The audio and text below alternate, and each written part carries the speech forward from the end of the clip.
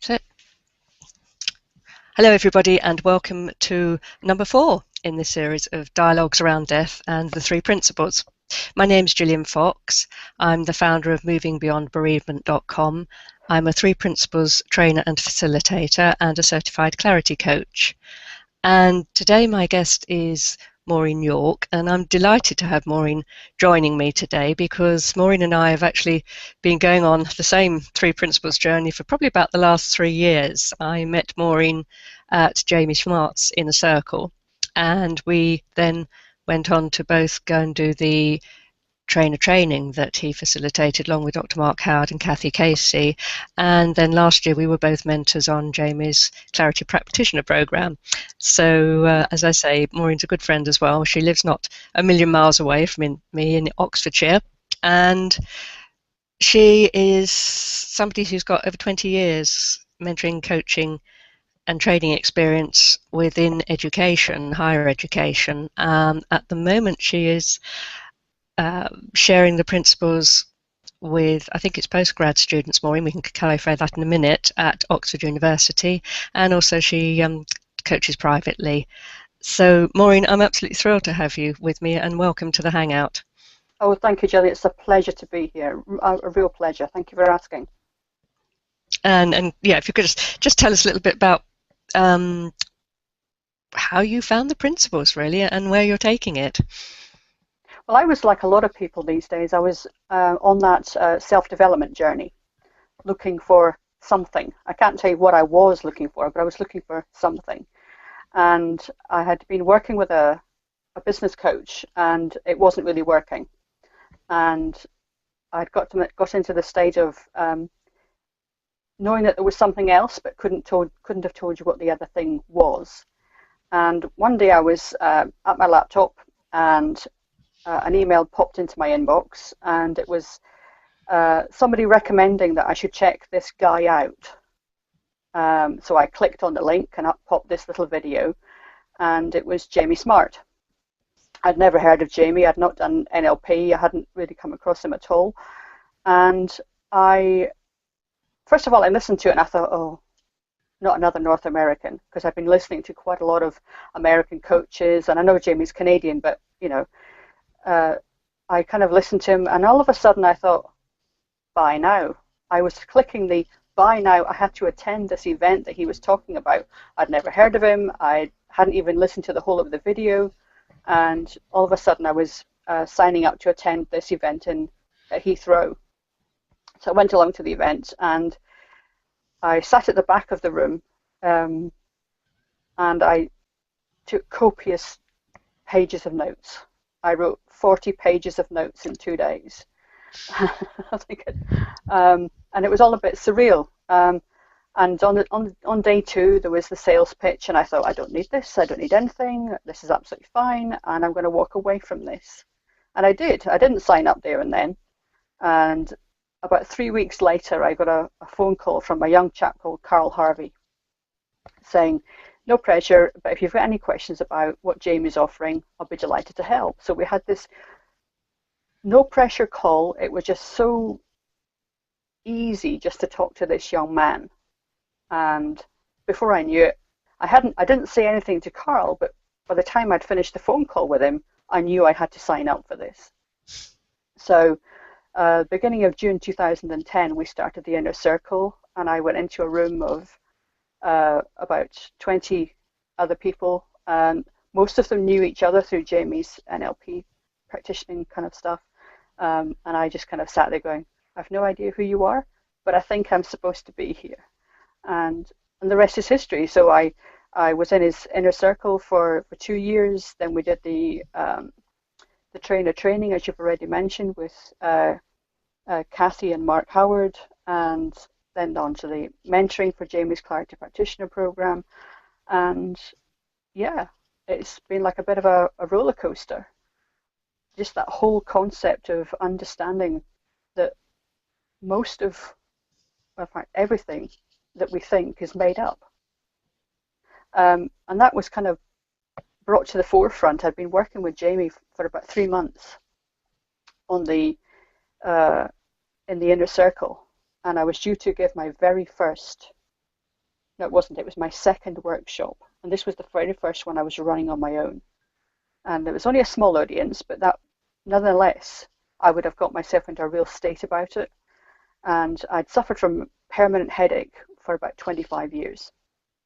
And so the day before the event, I was thinking, oh, I'll be in a real state. I've got to panic. I've got to stress. I have to stress was my kind of thinking at that time.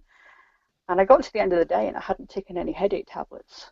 Now, this is for somebody who's had a permanent headache for this long, and I was used to almost taking headache medication like sweets or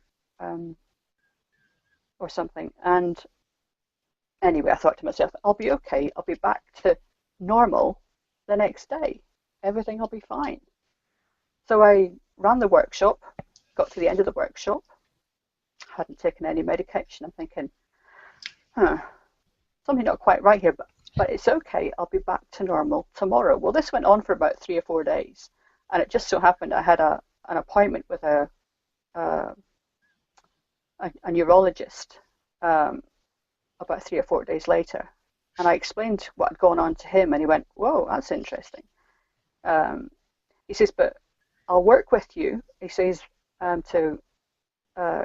to get you clear of any medication. He says, "But it's going to take you 28 days for the medication or the toxins in the medication to come out of your system." And I thought, blimey, 28 days. I'm never going to last that long without headache tablets. Does this man not know I take these things on a daily basis and multiple times a day? So anyway, I sat with it and I thought, okay, 28 days, right, that's my target, 28 days.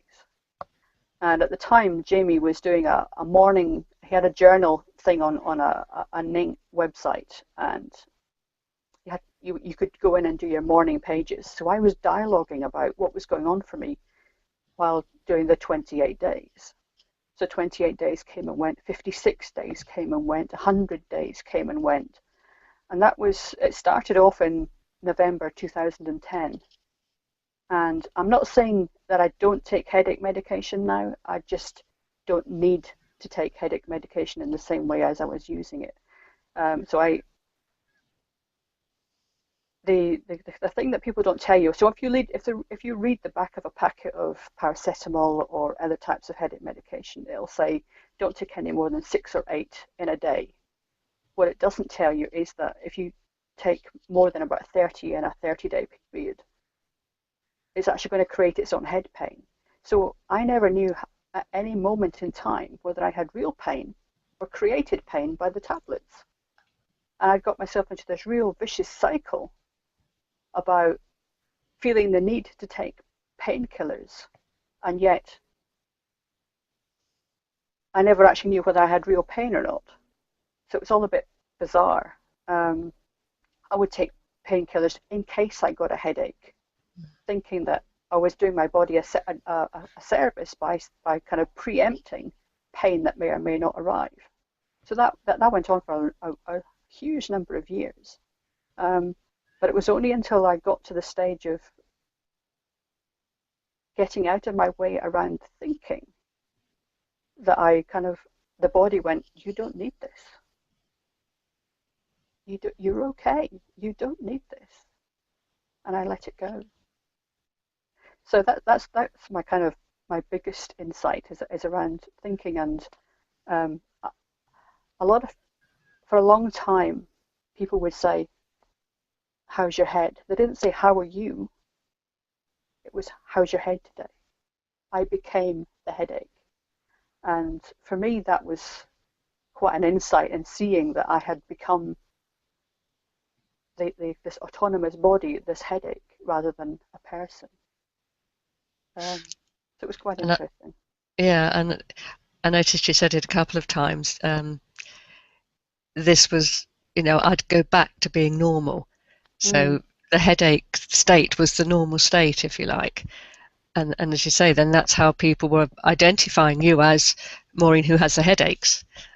Oh, definitely. But my reference point for normal was somebody who took lots of headache tablets.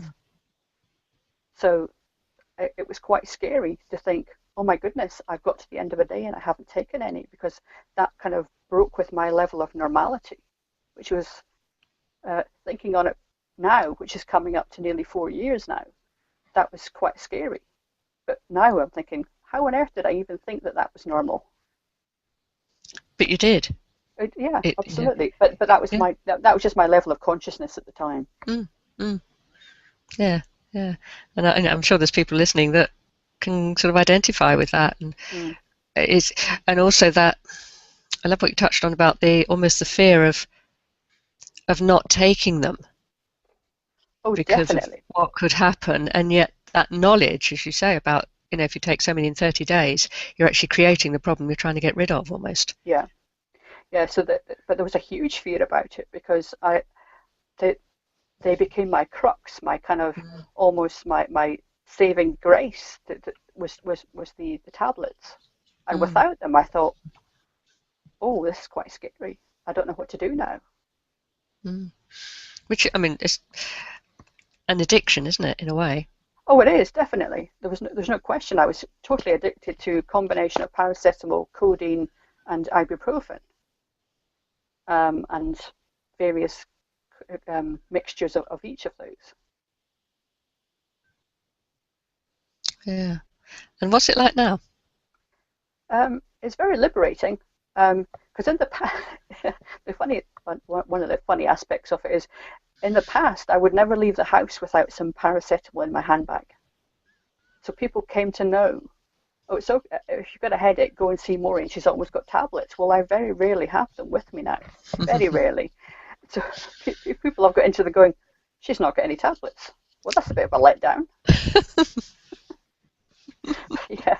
So, but other than that, it's very liberating because um, I know now that if I've got any head pain, I'm either overthinking something, I'm giving something way too much attention, just like I was giving the pain way too much attention in the past, um, and I see it for what it is. And when I recognize it for just some, I'm giving some thoughts far more um, weighting or power than they deserve. The pain literally dissipates, and I move on. Mm. And I'm not saying that I don't have genuine pain from time to time, but what, when I when I see the kind of thought created pain, I see it now for what it is, and that's a massive change for me, massive. Yeah, yeah, yeah. Because it does tend to rule your life, doesn't it? You know, Oh, as you say, definitely, yeah, you don't leave home without the tablets, or oh, I don't know, I can't attend that function because I know I'll have a headache because I'll be worrying about it. yeah. Oh, Yeah. yeah, and you kind of, if you go on holiday, you think, oh, have I got enough tablets with me? Will there be somewhere I can buy some if I run out? And it all became a self-fulfilling prophecy Mm. because the more I thought about it, the more I worried about it, the more I created more pain, and it just became into this kind of vicious cycle. It was just a bit crazy. Yeah, yeah. It's a really powerful story, Maureen. And it's, you know, it's we're just feeling our thinking Oh yeah, and 100% of the time. yeah, and it doesn't matter how you dress it up; it is 100% of the time. So you can call it what you like, but it's still you. I'm just in the feeling of my thinking 100%. Mm. And when I really got that, that's when things started to shift. I wasn't aware I'd got it as deeply as I had until I realized I didn't need to take the headache tablets, Mm. which is Mm. quite interesting. Yeah. So today we're actually going to be talking about um, dialogues around death. Mm, And I know you wanted to share how it was for you when your father was dying and when he passed away, yeah. and you know how it was perhaps different to what you thought it was going to be, and you know the connection of how the three principles appeared for you at that time. Mm. If you'd like to talk a bit, you know, about that. Yes, certainly. My father's health started deteriorating quite rapidly, um, probably about 5 years ago now. And so there was always an anticipation that he would pass away before my mother did, even though there was only 2 years of difference in age. There was always a feeling from most of the family, my mother included, that my father would pass away first. But you never quite know how you would deal with it. And prior to my knowledge of the principles, I would go home to the northwest of Scotland, and I would try to be with him, because that was just my natural way of kind of being around him. I would just sit with him or hold his hand, and he seemed to get some comfort from that. I had no idea what I was doing. That's just what I did. And for the last 2 years of his life, he was in a care home, and I used to go up and see him, and it was like seeing my father, but I wasn't seeing my dad. He was there in body, but actually what I was seeing was his spirit. So how to explain that better? He physically looked like my dad, but when you looked into his eyes, when you really looked into his eyes, he wasn't the 72-year-old man or 74-year-old man. He was a little boy, and that perfect soul as when he arrived on the planet. And although on his exterior he was crumbling, he had cancer, he had leukemia, he had diabetes, he had some condition that mimicked. It wasn't the same as a stroke, but it mimicked a stroke. He had all sorts of things going on. He was a textbook, a medical textbook. But I didn't see that. What I saw was this perfect soul, perfect as the day he arrived on the planet. And prior to the principles, I think I would have gone into complete meltdown when he passed away, having no concept of the formless energy around life, or the fact that he would be okay no matter what, even through passing from this life to the next. He would be absolutely 100% okay. So his birthday was the 24th of May, and I decided last year to go up and see him for his birthday. There was no pre-plan about it. It was I need to go and see him for his birthday. So I went. It takes 10 hours to get there by train. Anybody think I was going to the back end of Beyond, but I was going to a place called Fort William. 10 hours by train. And I went and I visited him, and the care home that he was in, gave him a lovely cake and all of those types of things. And I used to just sit with him. He was clearly in some discomfort and pain, and I would try to comfort him as best I could. But really all I was trying to do was connect soul to soul. And he seemed to get some comfort from that. And exactly 1 week after his birthday, he passed away. I got a phone call at 7 o'clock in the morning from my mother saying, he's gone. That's all she needed to say was, he's gone. And so I quickly packed a bag and went on another 10-hour trip. And friends from work and other colleagues would be texting me on the journey and going, are you okay? Is everything fine? I'm going, I'm absolutely fine. I'm absolutely fine. I didn't have to worry about how the whole journey, because that was being taken care of by the train companies. I didn't have to worry about driving or any of that. I just got myself on the right train, and everything else was fine. And I was watching out the window, and I was looking at the beautiful scenery, and it almost seemed brighter, more vivid, more beautiful than ever it has been before. And there was no concept of being distressed or highly emotional, or I'm not saying there wasn't any emotion, but I was not in a highly emotional state. I wasn't sobbing, I wasn't kind of grieving in a way that perhaps I may have done in the past. I was at peace, knowing that he was at peace, and knowing that his soul and his spirit were completely intact, and he was okay. He was absolutely okay. And moreover than that, I knew that the rest of my family would be okay, particularly my mother. He died shortly just before their 53rd wedding anniversary, so they'd been together a long time, and they'd never been apart for more than 1 week, which is sweet, but that's just the way it was. But I knew she would be fine. She's a strong lady. She's only 4'9", but she's a strong lady. And so I had no worry or stress or angst about her. And I got to my destination, and my younger brother came to pick me up. And my younger brother's a man of few words, very few words.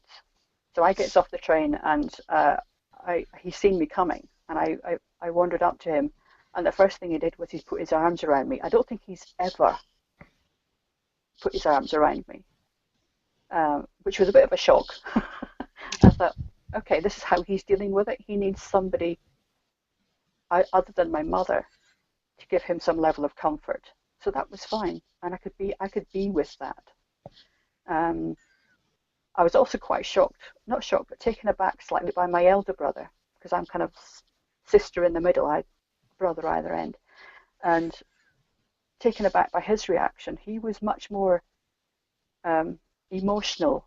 I don't want to say cut up about it, but he was more shocked by the whole process. And yet he'd actually seen my father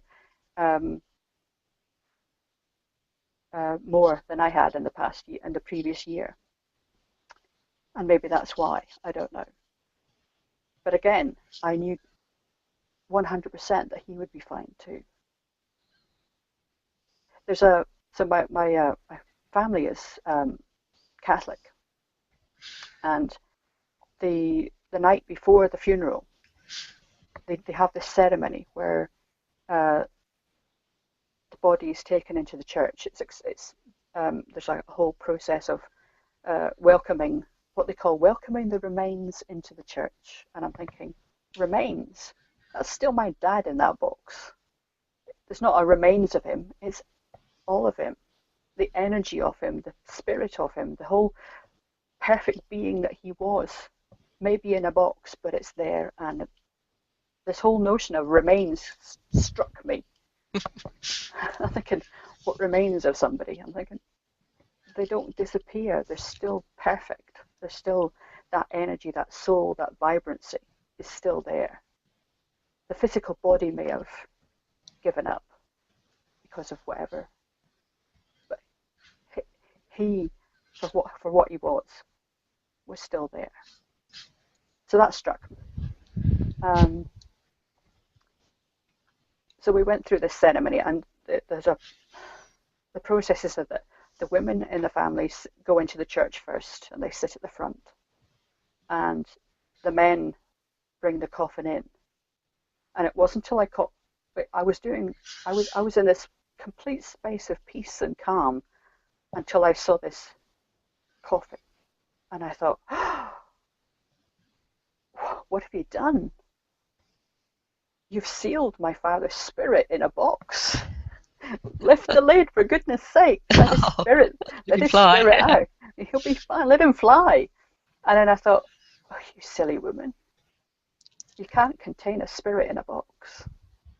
The box is just a container. You can't contain a spirit in a box. And after that, I was perfectly fine. It was just that instant when I first caught sight of it, and I thought, oh, and then I let it go. And thereafter, it was absolutely fine. absolutely fine. There was no sense of kind of heightened emotion or um, lots of crying or anything like that. And it wasn't that I wasn't sympathizing or empathizing with those around me. It was just I had no need to shed Mm. a tear because I knew he was perfectly fine.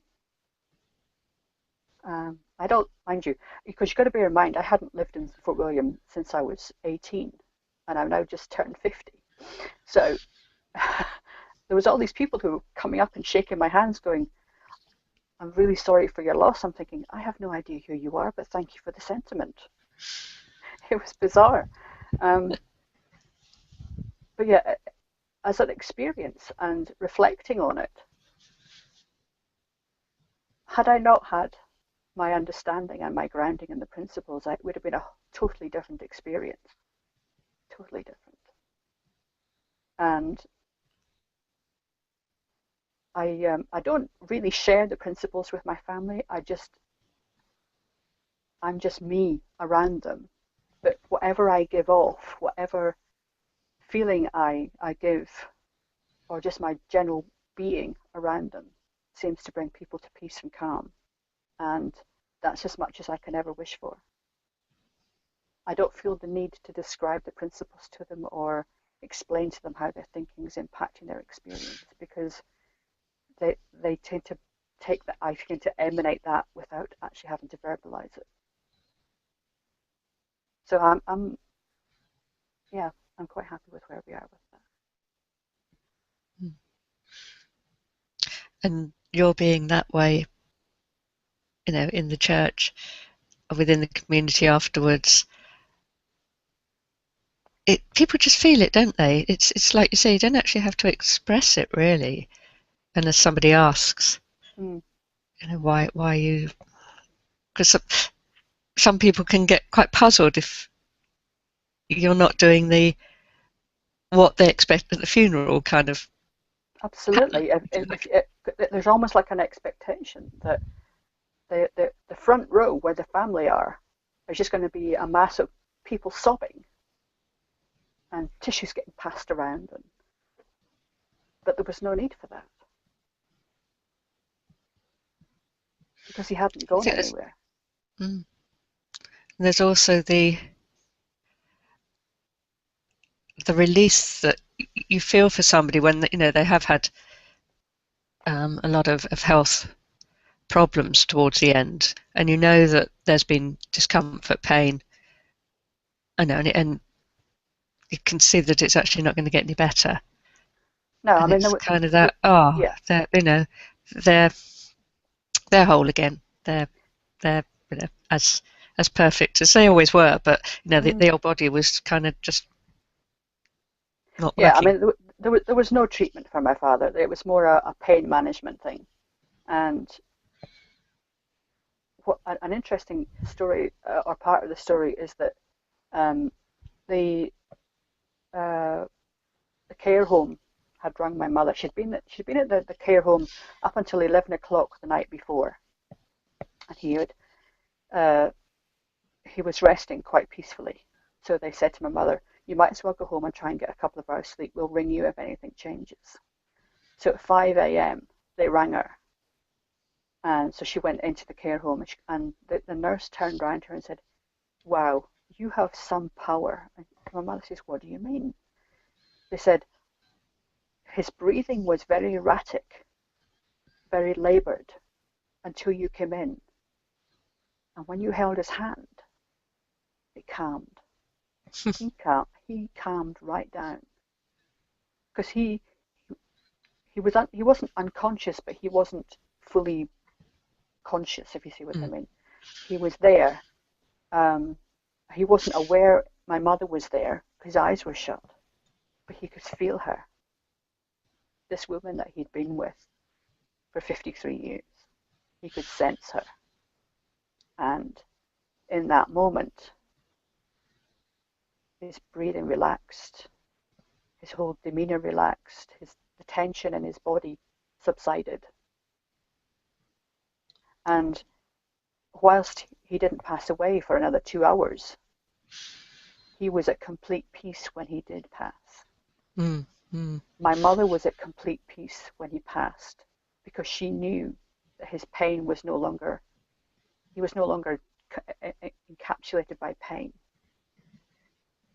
And as much as this man of 53 years marriage, and she loved him dearly and still does, was no longer physically there, his spirit was still alive. Mm. Mm. And And it's she kind of felt like, that. yeah, and that, that just that touching of hands, Mm, just to know that, that person was there. And it's kind of like, it's okay now, right? yeah, She's here. I can talk, do what I I need can to do now. absolutely. I mean, it was almost as though his body was going, or his mind was going, I can go now. Yes, yes. I can let this body go now. Mm. Mm. And for my mother, it was a huge relief from seeing this man that she loved so dearly being in so much pain and her not being able to fix him because she's one Mm. of life's fixers. Mm. She couldn't fix him. She couldn't do anything for him medically. Nobody could because his conditions had got so bad. Mm. But what she could do is bring him that sense of peace and contentment. And just And, by her presence being there, she did that. yeah, and that, what we were talking about earlier, of the touching of souls, the unity Yeah. of souls. Mm. That's what was going on there. Oh, definitely. And but I suspect that even without the touching of hands, he sensed her presence. Mm. Mm. Such was the bond that they had. He Yeah. sensed her presence, and that would have been enough. And that's something you can't fake that. You can't miracle that up from somewhere. It's either there or it isn't. Yeah. Yeah. It's like we talk a lot in Three Principles about connection, don't we? Hmm. And it's, as you say, you can't wave your wand and magic it into the room or between two people or a group, but its presence is suddenly apparent. It's not only apparent, it's palpable. Mm. You can touch the connection without actually seeing anything or doing anything. It's physically there because it's the energy in the room, that connection. Yeah, yeah, and it's like the bodies blur, if you like, and it's just They, the energy. they do. It's just the energy, and we all become one. Sid talks about that oneness, and I suspect that's when if I'd physically been there, I could have probably seen it in action, but I clearly wasn't. But there was an energy that there was a whole complete oneness, synergy between my parents, which kind of obviously gave him the comfort he needed at that time. Mm. And that's what do I want to say? One of the kind of ways of thinking. Yeah, again, we are all connected. You feel that connection, and as you said earlier, we know that even when the physical body's not around anymore, that energy is, I think I've probably said this on every single talk I've done, and talking with people, that energy, that created energy, doesn't just stop being created; it change into whatever form, Yeah, absolutely. Yeah, formless, maybe. absolutely. Yeah. I mean, there's you can't put a form on it, but it's still there, and it's all around you. Mm. It's tangible, but it's formless. It's perfect. And I also love what you were saying about it was, he was okay, and everybody else was okay, and it's the way things are. It's a natural cycle, you know, birth, life, death. Yeah, And and it's the only guarantee you have in life is that it's limited, as in The body is limited. The spirit will go on forever. The energy will go on forever. The body is limited. The body is just a vessel for the energy for a particular period of time. Mm. And how's your mum and your family coping now? My mother's doing great. Absolutely fantastic. People keep asking how she is, and I'm thinking I've no reason to ask how she is because I know she's fine. But no, she's. I mean, she goes up to the graveyard and she has a chat to him, and she it makes her feel better by doing that. But actually, she doesn't need. She on some level she knows she doesn't have to do that in order to feel better. But I just let her go through the process because that's what she is, and she feels it's there's almost like the sense of duty that she goes up to the graveyard at least once a week at the moment. I mean, it's been over 12 months now, but she still goes up once a week and has a conversation with him, and everything is fine with the world. But even if she didn't manage to get to the graveyard, she may still have a conversation with him, but she's absolutely fine. Absolutely fine. Her day has changed. Her experiences have changed, but he's always with her. And she's found a sense of herself again, rather than being mother, wife, carer. She's found herself now. And for a long time that had been not suppressed, but put under wraps because she felt that the other roles that she played in life took priority. And all of a sudden, at 73 years old, she's realised that actually she can be herself again, which is beautiful to see, absolutely beautiful to see. And I talk to her once a week, and we discuss what she's been doing with her week and how things are playing out for her, and everything is just fine. But her sister is coming across from South Africa next Wednesday, so she's got all these plans for how things are going to happen, and she's arranged for them to go on a trip to Ireland and all sorts of stuff. So she's getting on with life. It's not that she's forgotten about my father or that she doesn't think about him on a daily basis, but life goes on, and that's just the natural order of things. So she's doing good. She's doing very good. I'm so proud of her. No, that's lovely to hear, isn't it? Because you said, 53 years, was it? Yeah. Of marriage. Long time to be together. And, for her to kind of rebuild her life, if you like, and get on with it and have plans is definitely. a Yeah. lovely testament to probably her faith and her strength as a person, as who she is, and Yeah. kind of like the acceptance of this is how it is now. Yeah, absolutely. And it's like I say, it's not that she doesn't give him any thought. It's just this is how things are. This is how my life is now, and it will still change and evolve over time. But actually, for what it is now, I'm absolutely fine.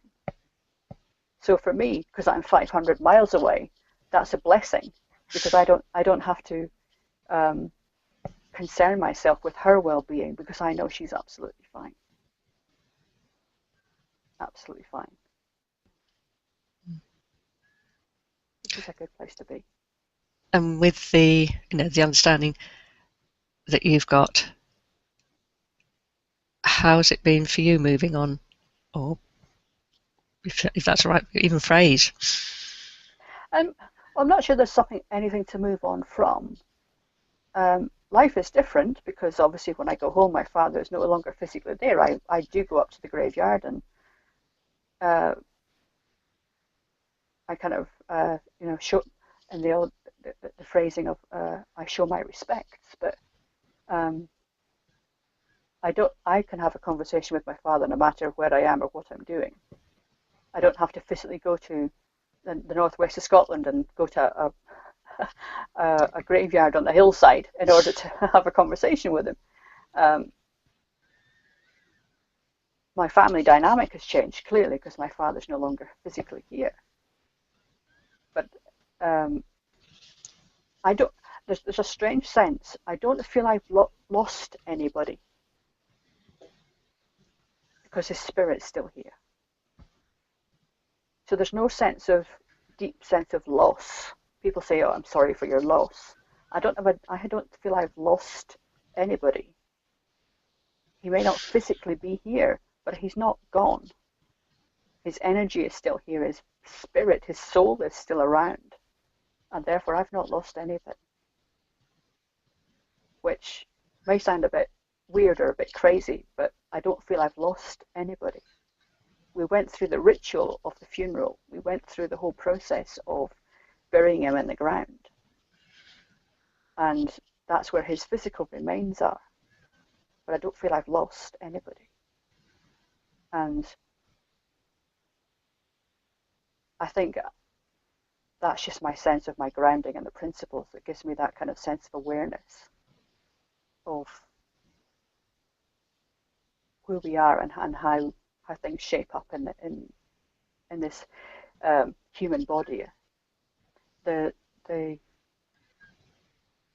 reminded of a statement that Sid said, which was, we're spiritual beings having a human experience. My father's just finished his human experience. He's still a spiritual being.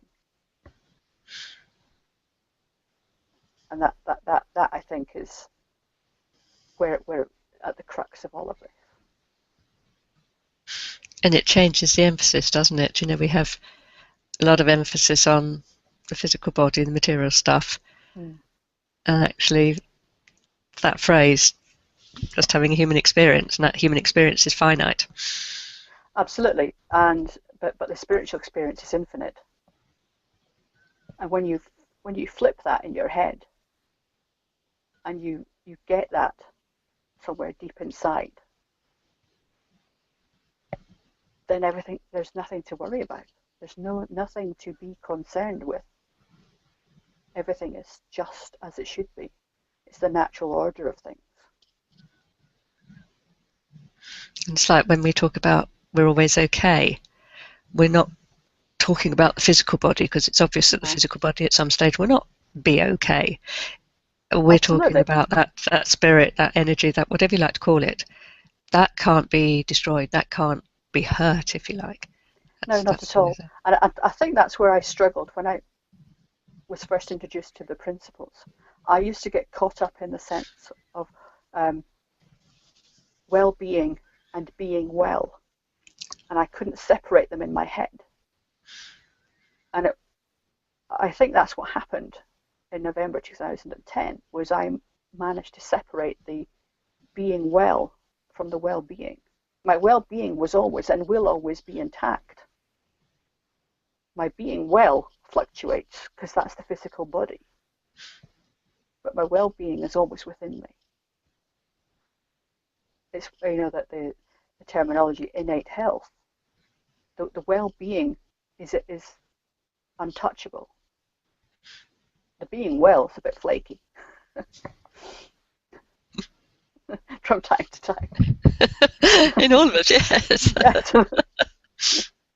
You haven't got that one off, have we yet? So. No, I know they keep working on it, but yeah. But that's very much like our the fact that we're thinking, and that's giving us our feelings. Yeah. And if we're thinking some pretty weird thoughts that just pop in, and we have, we grab hold of them, we have a look at them, think, "Oh, this is really scary. I need to worry about this." Or we have the happy thoughts, and we don't need to worry so much about those. It's the same sort of thing, isn't it? It's just it's the peaking and troughing of life. Yeah. It's that kind of ebbing and flowing of things, floating in and floating out, and the fact that we give some of them more intention than others, some of them more credence than others, and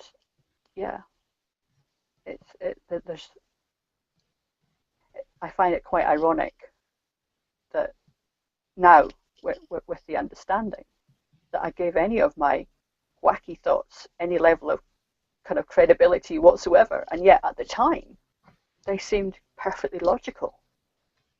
Perfectly logical. Well, we're very good, aren't we, at believing the illusion.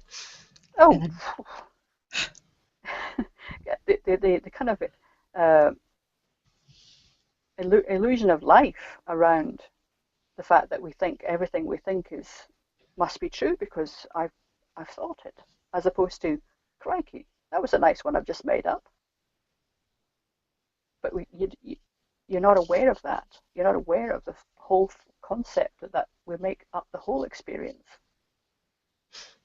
And isn't it interesting that we can, we dream, which comes from the same place, and yet we can wake up and go, "Oh, that was so weird," and it's kind of gone. We don't pay it that much attention at all, or we kind of go, "Well, don't know where that came from," but we do the same thing when we're waking.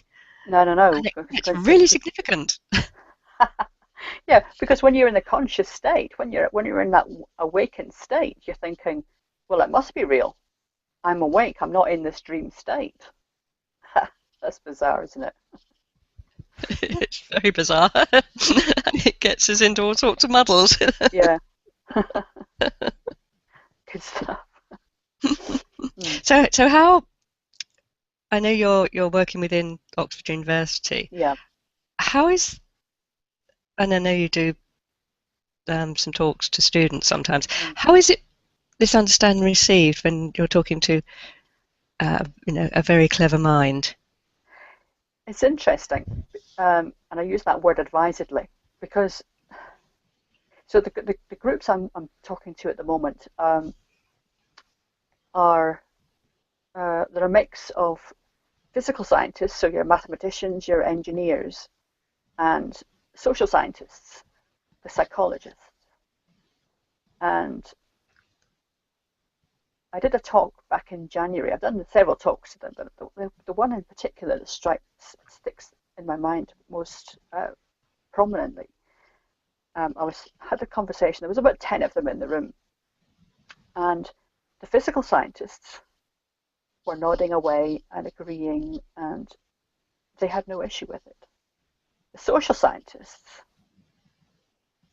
were shaking their heads or burying themselves in their laptops, or because I was butting up against the knowledge and understanding about psychology and philosophy that they'd already been taught. And who was I, somebody who didn't have a PhD, I wasn't professor, telling them that actually what they understood wasn't quite right. So they really struggled with it. They really struggled with it. So after the talk finished, I thought, okay, well, I got half the room, the other half were a bit, but that was okay. I didn't put any kind of store by it. I just kind of accepted it for what it was, until 4 or 5 of them, predominantly social scientists, came up to me independently, one by one, and said, that was great, can we have some more? And I thought, so they were creating this whole charade in the room where I'm a social scientist, I shouldn't be agreeing with this, I'm not going to agree with this, but actually, oh, I heard something, but I can't say that out loud in the middle of the group, because I would be letting the side down, or I would be showing my true colours. That will never do. So, but they felt comfortable in coming to me independently. So it's been an interesting experience, and we've got a new group turning up this October, and I'll still continue to have conversations with the first group, and I've also been invited to give talks to another couple of training centres as well. So it'll be interesting to see what they say.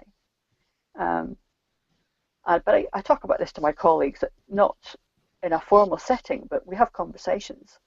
So I'm seen as the go-to person if anybody's got an issue or something's not quite working out for them in the workplace.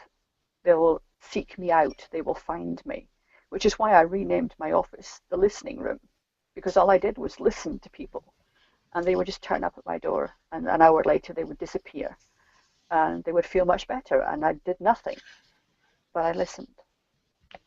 And you're aware of it as much as I am, Gillian, that lots of people don't feel they're heard these days. They're not listened to, and sometimes that's all people need. It's just to feel that somebody actually really listens to them. So that's what I give. Yeah, and the deep listening that the space we get into when we're, as you say, really listening to somebody is a very different experience to when we're thinking about another 5 minutes and I need to get some tea, or the shopping list, or I wonder what the bus journey is going to be. When we can get out of our own way and just be with another person and hear them, really hear them, that is a very different experience for that person and can take them to an insight. Yeah, and like I say, that's why I say I do nothing, but I listen. I don't give anybody the magic formula. I don't give them a course of action. I don't work on, well, what's your goal and here's your solution. It's giving them the space to create their own solution, to have their own insight, their own aha moment, their own understanding of what's been going on for them. So I just see myself as the guide, as the kind of almost the chaperone to gently point them in the right direction. Nothing more. Yeah. Nothing to do. No. Nowhere to go. Nothing to get. And that's and so going back to the connection of energy and the connection of soul or spirit. When I'm talking to a colleague or a client or even any of the students, I'm just connecting soul to soul or spirit to spirit. And I see them as perfect beings, even if they can't see themselves that way. I'm just creating a space for them so that one day, hopefully, they'll see that too. Yeah, and this is available for everybody. Oh yeah, there's no limits on this. You don't have to be the right size, the right shape, the right color, the right creed, or whatever. You don't have to have the right amount of money. This is available to absolutely everybody on the planet. Absolutely everybody. And that's what's so brilliant about it. Yeah. Yeah. It's been lovely talking to you, Maureen. And we've ranged quite widely between topics, but again, it all connects up. It's all part of the same conversation. And oh, definitely. Yeah, and I'd love you to tell people how they can get in touch with you. Yeah, sure. So my new website, which is now going live, is maureenyork.com. My new brand is In Essence, and there's details on there as to how you can get hold of me, or you can drop me an email, which is maureen@thecalmcoach.com, and I'd love to connect with people if they've got any questions about what we've raised today, or just want to talk to me more generally. I'd love to hear from people. Thank you, Maureen. And I love these conversations because it's kind of like we always know when we've come to a full stop, if you like. Yeah. There's a natural conclusion.